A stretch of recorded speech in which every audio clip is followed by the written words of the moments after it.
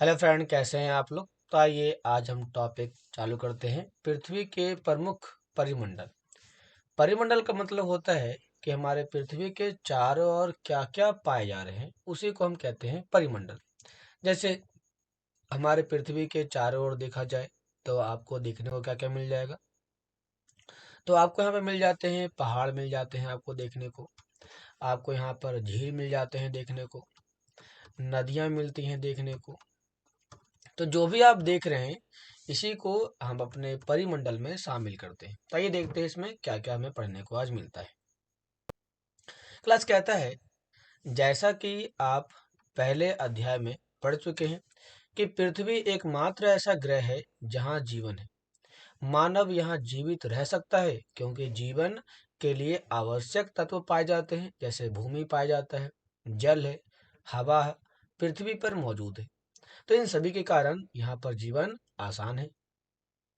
पृथ्वी की सतह ऐसी है जिसमें पर्यावरण के तीन महत्वपूर्ण घटक आपस में मिलते हैं। देखो, महत्वपूर्ण घटक की बात कर रहे हैं ना आप।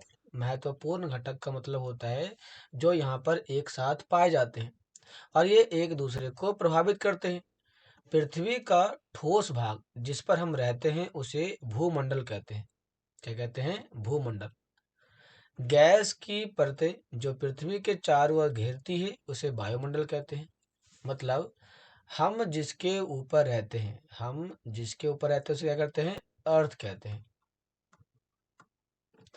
तो इसी को कहा गया है भूमंडल कहा गया है। क्या कहा गया है? भूमंडल कहा गया।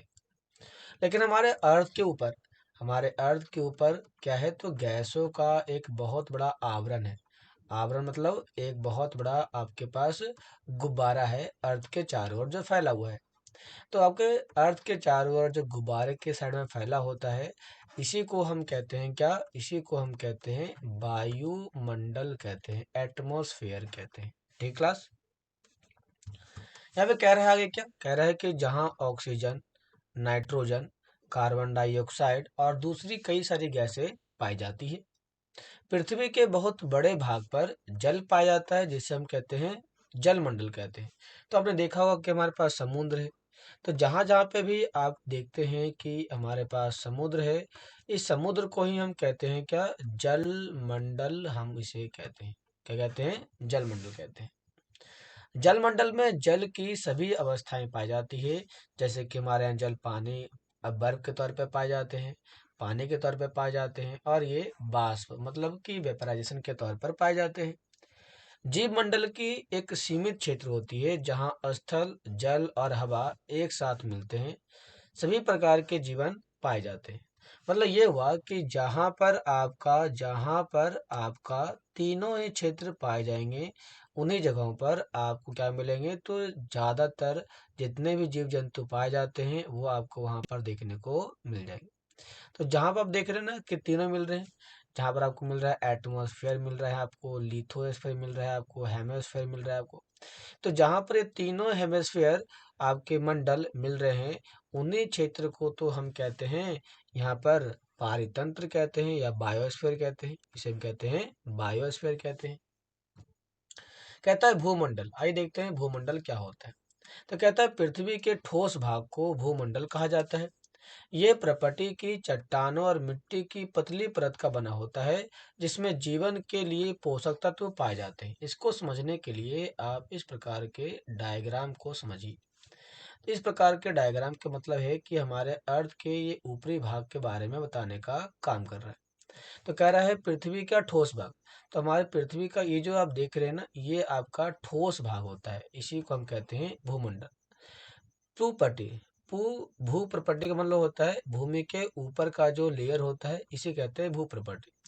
ये चट्टानों और मिट्टी की पतली परत से बना होता है। अब इसके अंदर जो है ना, यहाँ पर चट्टान भी पाए जाते हैं और मिट्टी के परत पाए जाते हैं। तो यहाँ पर आपको मिलेंगे क्या? चट्टानें मिलेंगी आपको। और क्या मिलेगा आपको यहाँ पर? तो मिट्टी मिल जाती है आपको यहाँ पर। तभी तो आप इसका इस्तेमाल अपने दैनिक जीवन में करते हो। पृथ्वी की सतह को दो प्रमुख भागों में बांटा जाता है। इसे हम कहते हैं स्थलीय भूभाग को महाद्वीप कहते हैं और बड़े जलाशय को महासागर बेसिन कहते हैं। मतलब ये हुआ कि जहाँ जहाँ पर आपको पानी पाया जाएगा, जहाँ जहाँ पर आपको पानी पाया जाएगा, उसे हम कहते हैं महासागर कहते हैं, उसे हम कहते हैं महासागर कहते हैं। और जहाँ जहाँ पर आपके पास क्या पाया जाएगा, तो भूमि पाया जाएगा, उसे हम कहते हैं महाद्वीप कहते हैं। जिसे हम कहते हैं क्या, इसे हम कहते हैं कॉन्टिनेंट, इसे कहते हैं लैंड, इसे कहते हैं वाटर, और इसे कहते हैं ओशन कहते हैं। तो इस प्रकार की चीज देखने को मिल जाते हैं। कहता है विश्व के सभी महासागर आपस में एक दूसरे से जुड़े होते हैं। 5.1 में हम चित्र में देखने का काम करेंगे आगे जब बढ़ेंगे तो। कह रहा है विश्व के मानचित्र को देखिए, क्या सभी स्थलीय भूभाग एक दूसरे से आपस में जुड़े हुए हैं? क्या नहीं है, क्योंकि ऑस्ट्रेलिया अलग होता है, आपका नॉर्थ के पार्ट सारे जुड़े हुए रहते हैं, कुछ कुछ पार्ट अलग अलग होते हैं, तो कुछ पार्ट जुड़े हुए रहते हैं।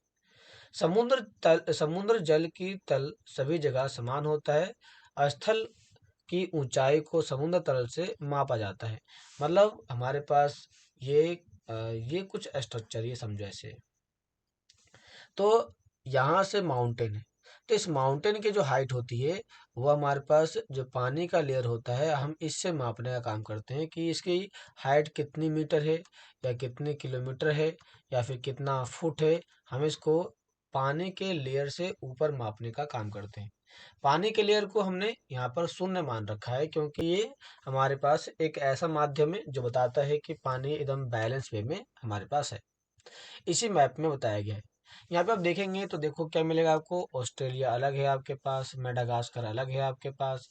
यहाँ पे देखा जाए तो आपके पास ब्रिटेन, लंदन जो है ये भी अलग अलग भाग में फैले हुए हैं। यहाँ पे देखा जाए तो कुछ भाग जो होते हैं, जैसे कि ये दोनों सटा हुआ है, ये दोनों सटा हुआ है, ये सटे हुए हैं, ये कुछ कंट्री सटे हुए हैं। लेकिन कुछ कंट्री ऐसे भी तो हैं जो दूसरे से अलग अलग है। तो आप कह सकते हैं कि यहाँ पर कोई भी कंट्री जरूरी नहीं है कि साथ में होंगे, अलग अलग भी हो सकते हैं। आइए देखते हैं आगे कहता है क्या। कहता है विश्व का सबसे ऊंचा शिखर पर्वत बात करते हैं, तो वह है आपका माउंट एवरेस्ट। ये कहाँ पर है, तो ये है आपका नेपाल में मिल जाता है माउंट एवरेस्ट। इसकी जो ऊंचाई है, इसके सॉरी माउंट एवरेस्ट की जो हाइट है, ये कितनी है, तो 8848 मीटर है। तो इसकी जो नाप ली गई थी ना, ये समुद्र के लेवल से ऊपर ली गई थी, कि समुद्र के लेवल से कितनी ऊंचाई तक फैला हुआ है। कह रहा है कि विश्व का सबसे गहरे खाई की बात करते हैं, तो वो प्रशांत महासागर का, जिसे कहते हैं मेरियाना गर्त कहते हैं, जिसकी गहराई 11,022 मीटर के आसपास है। क्या आपने कभी इस कल्पना की है कि समुद्र की गहराई पृथ्वी के सबसे ऊंचे भाग से इतनी अधिक हो भी सकती है क्या? जैसे कि हम बात कर रहे हैं माउंट एवरेस्ट की, तो इसकी हाइट कितनी है, 8848 है, लेकिन मरियाना कितनी है, 11,022 है। तो क्या इसकी इतने से भी ज्यादा हो सकती है? तो हाँ, हो सकती है, क्यों नहीं सकती है भाई। आइए देखते हैं कैसे कहता है इसके बारे में। कहता है पृथ्वी पर 7 महाद्वीप, प्रमुख महाद्वीप होते हैं। ये विस्तृत जल राशि के द्वारा एक दूसरे से अलग अलग है।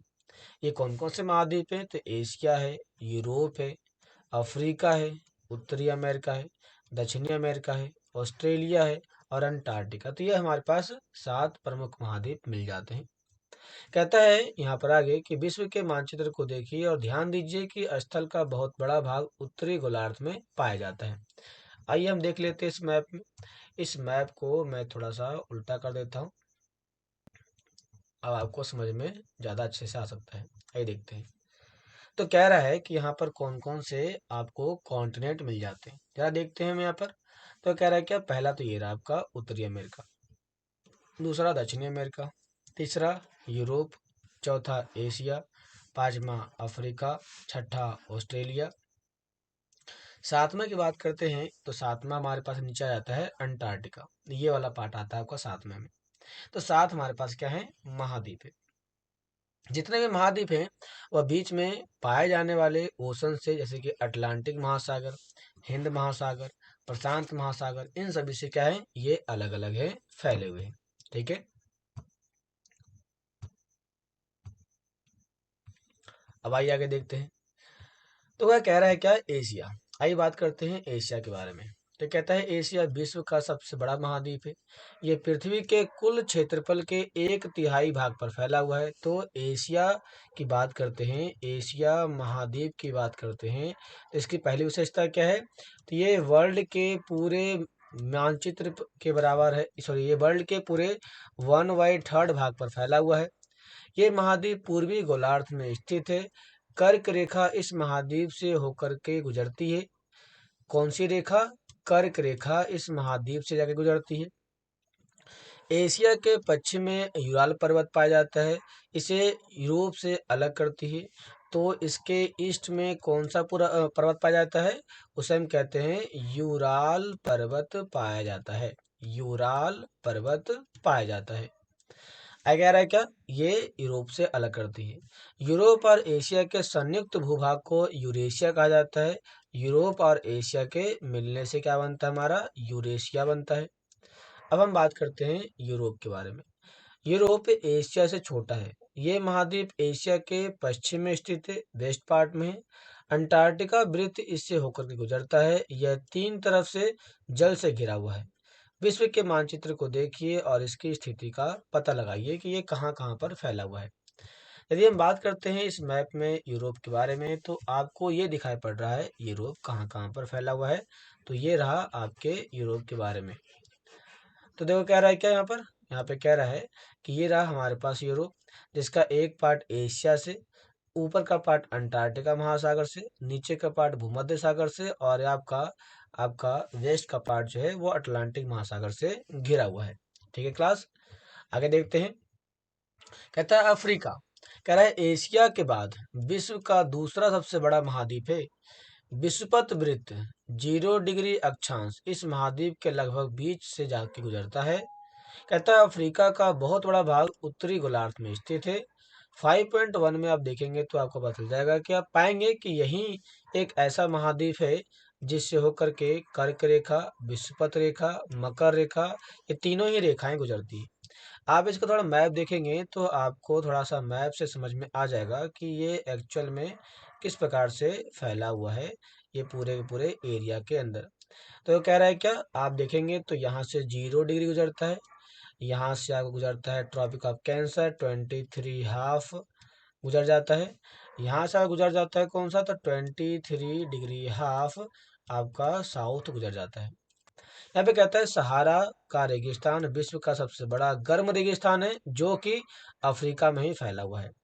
ये महाद्वीप चारों तरफ से समुद्र से और महासागरों से घिरा हुआ है। यदि हम देखते हैं तो आपको पता चलेगा कि ऊपर जो है वो भूमध्य सागर है, इस साइड आपका हिंद महासागर है, इस साइड आपका अटलांटिक महासागर है, और नीचे के पार्ट में भी आपको क्या है? तो प्रशांत महासागर और हिंद महासागर का पार्ट मिल जाता है। इस प्रकार से आपने देखा कि चारों तरफ पानी से घिरा हुआ है। विश्व के मानचित्र को देखिए, आप देखेंगे कि विश्व की सबसे लंबी नदी नील नदी यहीं से तो गुजरती है। नील नदी यहाँ से निकलती है और होते हुए आपका ऊपर की ओर जाती है। तो ये जो नील नदी है, ये नील नदी विश्व की सबसे लंबी नदी निकलती है और मानी जाती है। कहता है इसके बाद कहा जाता है, यहाँ पे कहा जाता है कि अफ्रीका का मानचित्र देखिए और बताइए कि कर्क रेखा, मकर रेखा, विषुवत रेखा किन किन भागों से होकर के गुजरती है। आइए इसके मैप को देख करके समझने का काम करते हैं। तो जो कह रहा है, ऐसे तो यदि हम बात करें तो अफ्रीका के मैप में तो नहीं दिखाया गया है। देखते हैं कहीं नीचे दिया गया है तो समझ सकते हैं इसके बारे में। तो नीचे भी आपके मैप में दिखाया नहीं गया है। ठीक क्लास, तो ये तो आपका दिखाया नहीं गया है, एकदम नहीं दिखाया गया। आइए देख लेते हैं। तो कह रहा है क्या? यहाँ पर कह रहा है ना कि यहाँ पर किन किन भागों से गुजरता है। तो आपको बता दूं कि यहाँ के कुछ पार्ट मिल जाते हैं, जैसे कि यहाँ पर आपका जायरे है, कॉन्गो है, यहाँ पे कीनिया है, रवांडा है, ऐसे कुछ कंट्री यहाँ पे मिल जाते हैं आपको देखने को। आइए बात करते हैं उत्तरी अमेरिका के बारे में। विश्व का तीसरा सबसे बड़ा महाद्वीप उत्तरी अमेरिका है। यह दक्षिणी अमेरिका से एक संकरे स्थल मार्ग से जुड़ा हुआ है, जिसे पनामा जल संधि कहते हैं। मतलब पनामा जल संधि के द्वारा ये एक दूसरे से जुड़े हुए हैं। ये जो जल संधि है ना, इसी जगह को कहते हैं पनामा जल संधि कहते हैं, पनामा।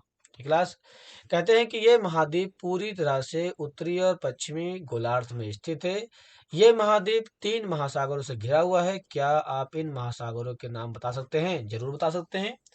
आपको पता होगा कि इस साइड हमारे पास है पैसिफिक ओशन है, इस साइड हमारे पास है कौन सा? तो इस साइड हमारे पास है आपका अटलांटिक ओशन है, और इस साइड हमारे पास है अरेबियन सी है, अरेबियन सी। तो इस प्रकार से ये तीनों ओर पानी से घिरा हुआ है। अब बात करते हैं दक्षिणी अमेरिका के बारे में। तो इसका अधिकांश भाग दक्षिणी गोलार्ध में है। इसके पूर्व और पश्चिम में कौन कौन से दो महासागर है? तो देखो, इसके ईस्ट पार्ट और वेस्ट पार्ट की बात करते हैं तो ईस्ट पार्ट में कौन सा है? तो इसके पास है आपका अटलांटिक ओशन है, और इसके साथ है आपका पैसिफिक ओशन है। तो यहाँ पर आपके दो प्रकार के ओशन फैले हुए हैं। विश्व की सबसे लंबी पर्वत श्रृंखला एंडीज है। इसके उत्तर से दक्षिण की ओर फैला हुआ है। तो आपका जो एंडीज है वह यहाँ से यहाँ तक फैला फैला हुआ है, पूरा का पूरा। तो ये जो पर्वत है इसी को कहते हैं हम एंडीज कहते हैं। क्या कहते हैं? एंडीज कहते हैं। दक्षिण अमेरिका में विश्व की सबसे बड़ी नदी अमेजन बहती है, और ये यहाँ से निकलते हुए इधर की ओर जाती है और यहाँ पर गिर जाती है। ये कहाँ बहती है? तो ये बहती है आपका ब्राजील में बहती है। कहाँ बहती है? ब्राजील। अब बात करते हैं ऑस्ट्रेलिया के बारे में। तो कहता है विश्व का सबसे छोटा महाद्वीप है, जो कि पूरी तरह से दक्षिणी गोलार्ध में स्थित है। ये चारों तरफ महासागरों और समुद्रों से घिरा हुआ है। इसे द्वीपीय महाद्वीप कहा जाता है। द्वीपीय महाद्वीप, ऐसा क्यों? क्योंकि ये खुद ही एक द्वीप है और ये खुद ही एक कंट्री भी है, मतलब द्वीप भी है और कंट्री भी, इसीलिए कहा जाता है द्वीपीय महाद्वीप कहा जाता है। कहता है अंटार्कटिका, ये एक छोटा सा महाद्वीप है, सॉरी एक बहुत बड़ा महाद्वीप है, जो कि दक्षिणी गोलार्ध में स्थित है। दक्षिणी ध्रुव इस महाद्वीप के मध्य में स्थित है। चूंकि यह दक्षिणी ध्रुव क्षेत्र में है, इसीलिए यह हमेशा मोटी बर्फों से ढका रहता है। यहाँ किसी भी प्रकार का अस्थायी मानव निवास नहीं रहता। बहुत से देशों के शोध केंद्र यहाँ स्थापित है। भारत के भी शोध केंद्र स्थापित किए गए हैं, जिसका नाम है मैत्री, दक्षिण गंगोत्री।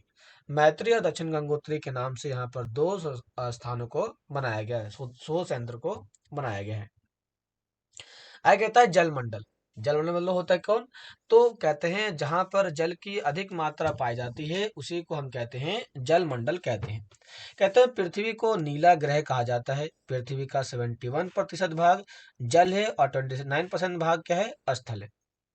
कहता है जलमंडल में जल की सभी रूप उपस्थित होते हैं। इसमें महासागर, नदियां, झीलें, महानदियां, हिम नदियां, भूमिगत जल और वायुमंडल के जलवाष्प को भी इसमें शामिल किया जाता है। कहता है पृथ्वी पर पाए जाने वाले जल का 97% हिस्सा महासागर में पाया जाता है। यह एवं वहाँ इतना अधिक खारा होता है, मतलब कि ये जो पानी है वो इतना अधिक खारा होता है कि इसे हम सामान्य चीजों के यूज के लिए नहीं इस्तेमाल कर सकते। शेष जल का बहुत बड़ा भाग बर्फ की चादरों पर ढका हुआ है, हिम नदियों के रूप में ढका हुआ है और भूमिगत जल के रूप में पाया जाता है।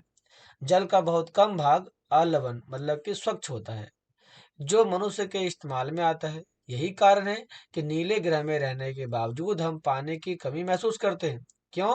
क्योंकि हमारे पानी जो होती है, हमारे पास जो पानी है वह कई रूप में पाया जाता है, जैसे कि हिम के रूप में पाया जाता है, आपका भूमिगत पानी के रूप में पाया जाता है, भूमिगत जिसे आप कहते हैं अंडरग्राउंड वाटर।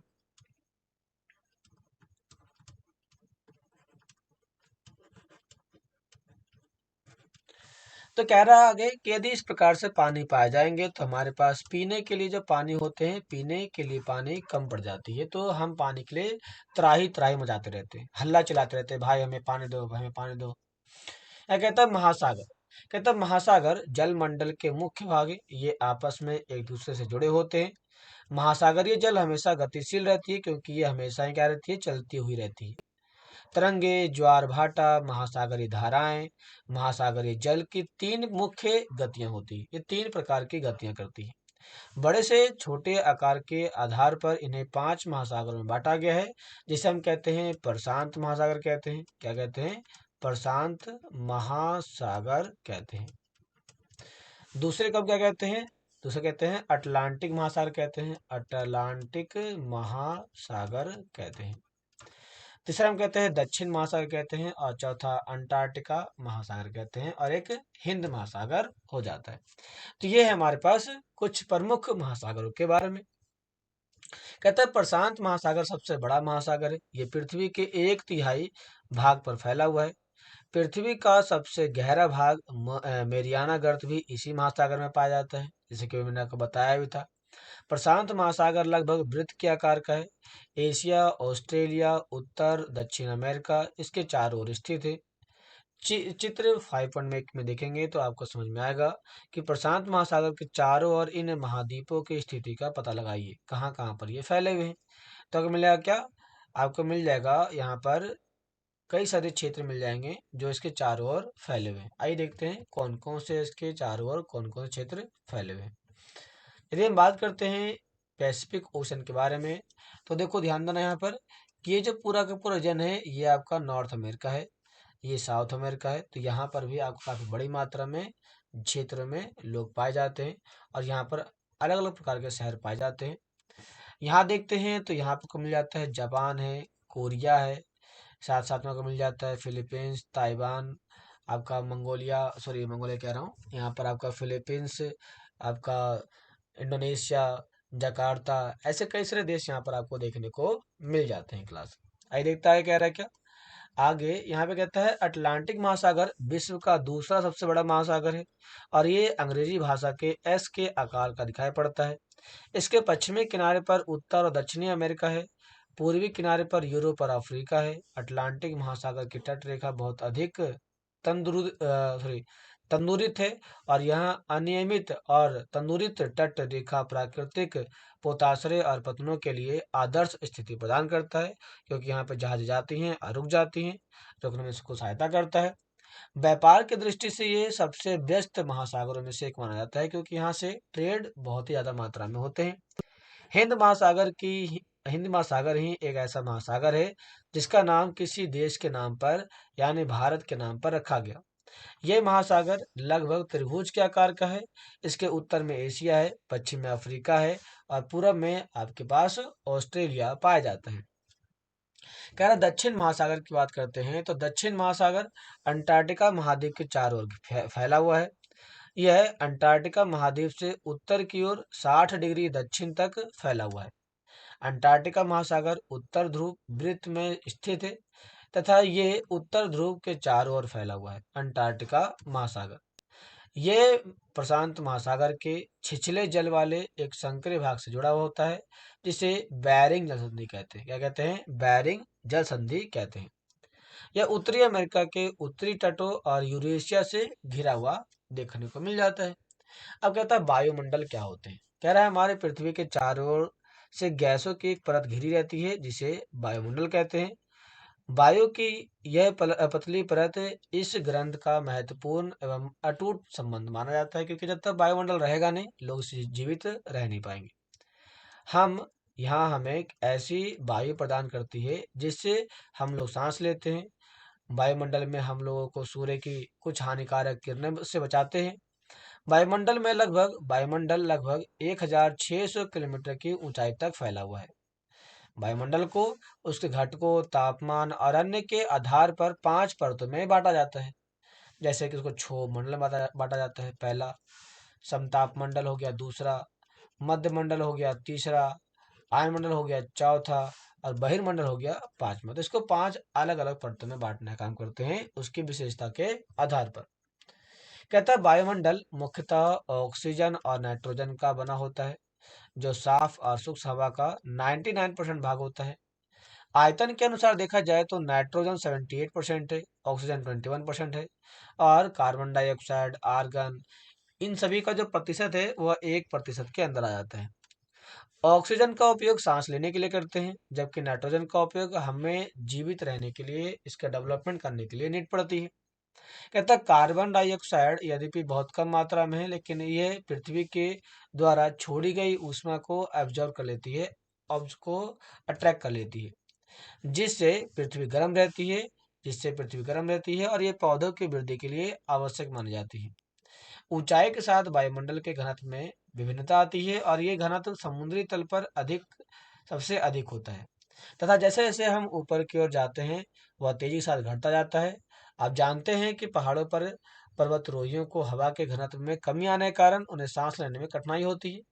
ऊंचाई पर सांस लेने के लिए उन्हें अपने साथ ऑक्सीजन का सिलेंडर लेके जाना पड़ता है ताकि वो आसानी से ऊपर जाकर के सरवाइव कर सके।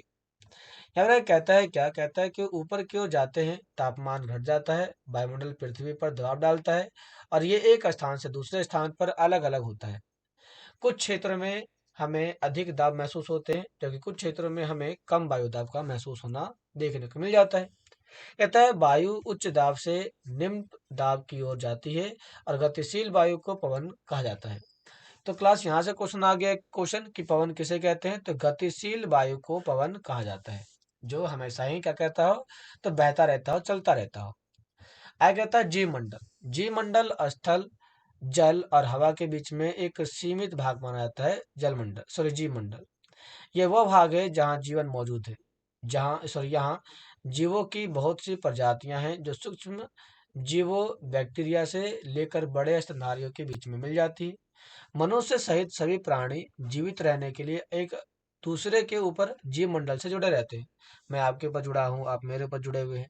ऐसे हर एक व्यक्ति यहाँ पे जुड़ा रहता है। कहता है जीव मंडल के प्राणियों को मुख्यतः दो भागों में बांटा जाता है, जिसे कहते हैं जंतु जगत और पादप जगत में कहते हैं। पृथ्वी के ये तीनों परिमंडल आपस में पारस्परिक क्रिया करते हैं और एक दूसरे को किसी न किसी रूप में प्रस्तावित कर देते हैं। उदाहरण के लिए लकड़ी खेतों के लिए वनों को काट लाया जाता था, तो इससे ढलुआ भाग पर मिट्टी का कटाव तेजी से होने लगा। इस प्रकार प्राकृतिक आपदाओं जैसे कि भूकंप को पृथ्वी सतह से परिवर्तन को होने से रोका गया। हाल ही में सुनामी के कारण अंडमान और निकोबार आइलैंड द्वीप समूह का कुछ भाग पानी में डूब जाता है। जैसे झील, नदियां, प्रदूषित किसान प्रदूषित सॉरी नदियों में दूषित पदार्थों के प्रवाहित होने से उनका जल मानव के इस्तेमाल के लायक नहीं हो पाता है।